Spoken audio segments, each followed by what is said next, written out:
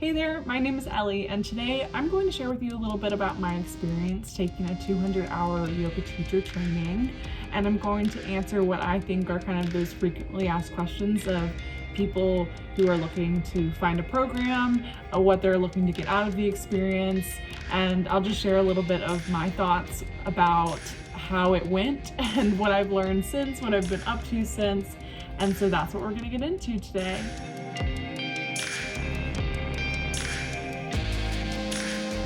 So my 200-hour program was based here where I live in Baton Rouge, Louisiana. And when it comes to choosing a program, I think this is the first question that a lot of people have. And there are a lot of options these days.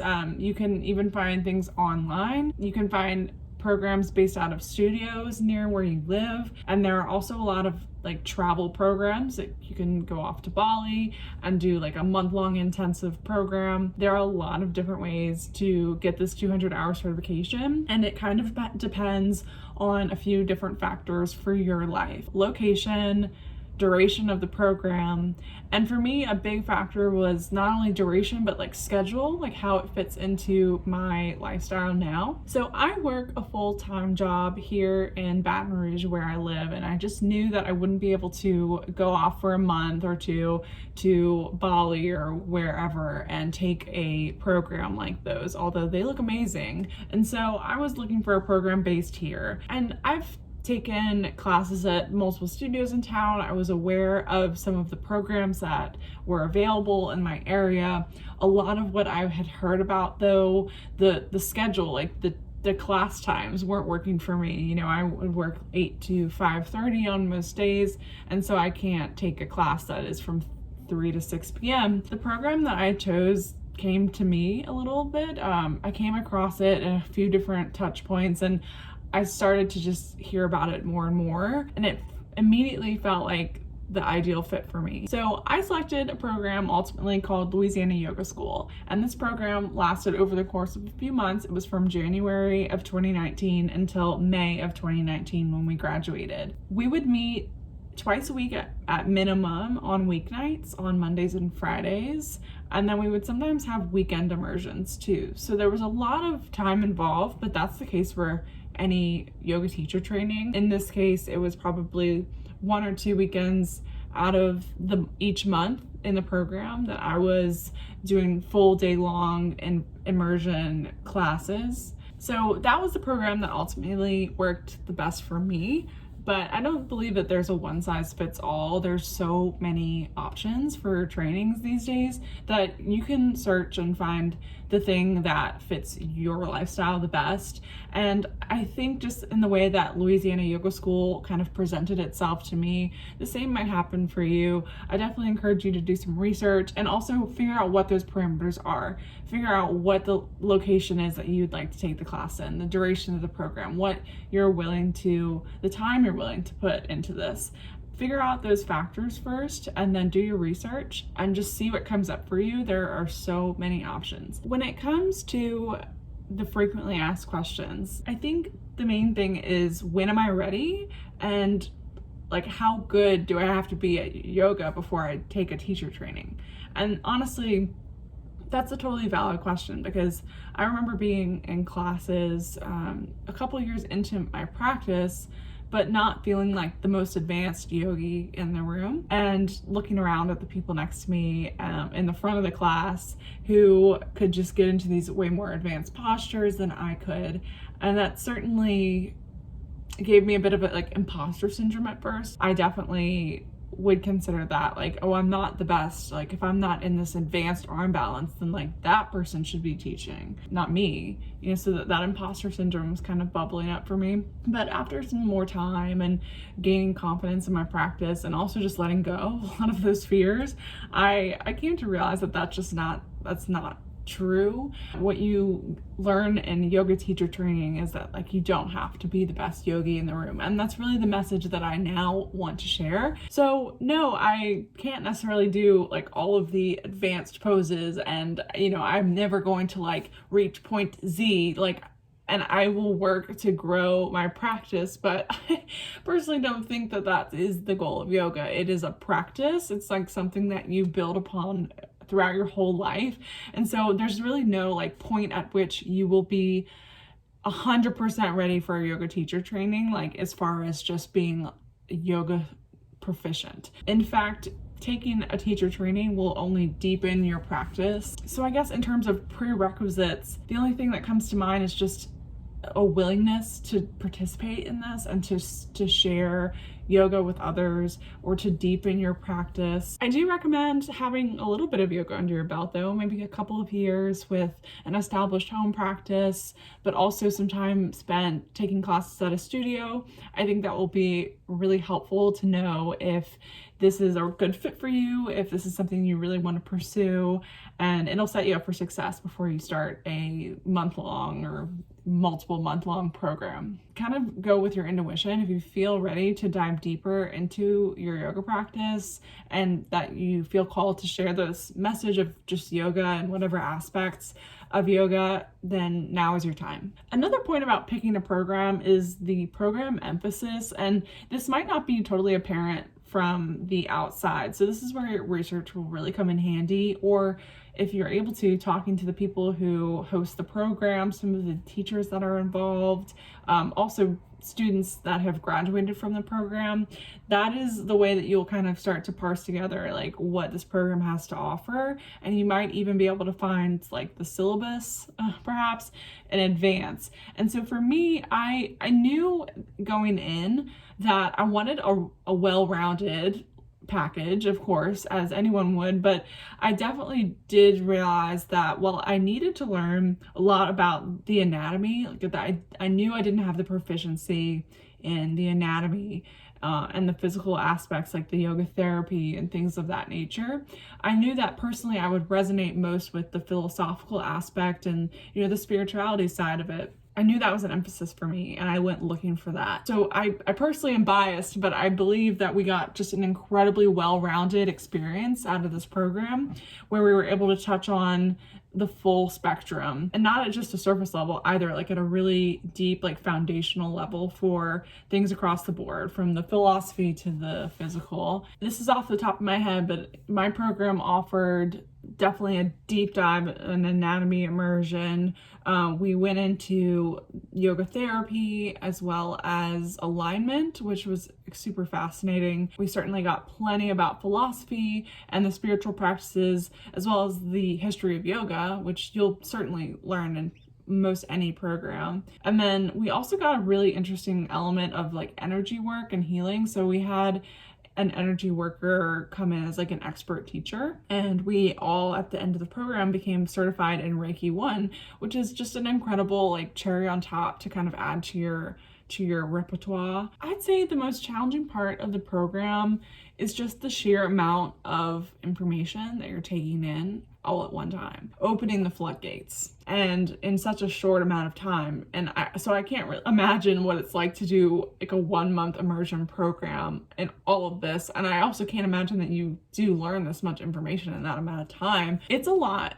It's a lot to process for yourself, as well as to retain, to be able to like regurgitate that information. But it's not just about being able to like recite Sanskrit names of poses. You know, you really get like a deep dive into some of these concepts, and it can be a lot. The program itself is very intensive, and you know, it's balancing like your personal life with the program. It's a lot of time commitment, so you have to like really find that balance, strike that balance with your personal life. My main advice for people who are either taking a teacher training right now or are considering doing it in the future, or maybe are fresh out of a program, is to remain a student.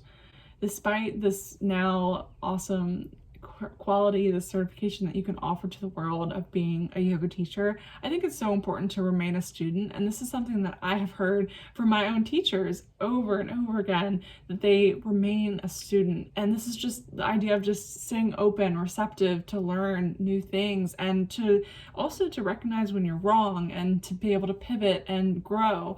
And I just think that's the most beautiful sentiment. I'm thankful for the teachers in my own life who have repeated that to me so that I can remember to, stay humble and to also balance my personal practice with teaching and sharing this. There's a lot of energy that goes into teaching yoga and sharing these messages and this practice. So I think it's incredibly important to also keep up your own practice and retain that sense of being a student for yourself. I also highly recommend identifying who those mentors and teachers are in your life, even outside of your program, the people who are offering the program. I found it extremely helpful just to soak in like a sponge, like all of the knowledge that I could, but also just by observing these people. So there are so many ways to do this. I would definitely recommend finding people in your area who you trust and you can get to know. So teachers at different studios, teachers who are involved in your program.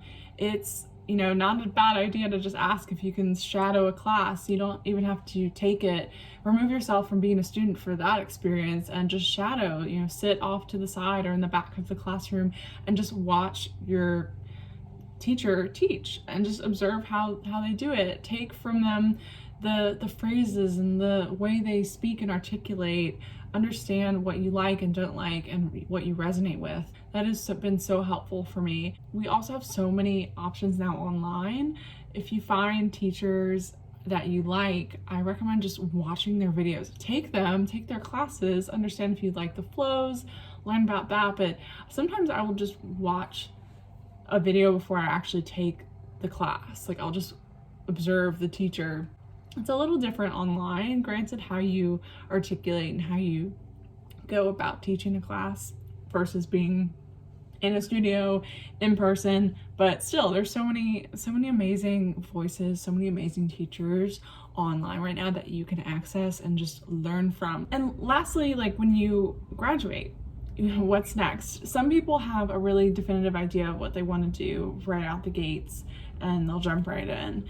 Others, it takes a little time to kind of get your feet on the ground and understand what it is that you want to offer. For me, I know that I've just taught classes here and there, kind of sprinkled over the past year, until I finally decided to like really engage in this offering. Like I wanted to amp up my teaching. And so I started becoming a sub at different studios in my area, and that will lead you to getting your own class on the books one day. That's why I feel called to share this, because I'm still in this learning process. I have a lot of growing to do, a lot of yoga to teach. And again, the things that I've spoken to, staying a student, finding your mentors and your teachers that you can look up to, retaining your own yoga practice, all of these things will help you grow further as a teacher as well as a little yogi. So I highly recommend it. The last thing I want to talk about is just the imposter syndrome, the fear about what it is that I have to offer to the world.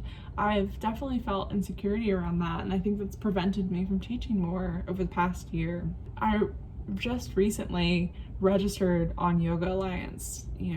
If you're not familiar with that, when you graduate a program, you'll be certified with your program. You'll have your little certificate, which mine's hanging up on the wall right there. But you'll have your little certificate from the program. You are certified to teach yoga, but a lot of places require to be a registered yoga teacher, so an RYT.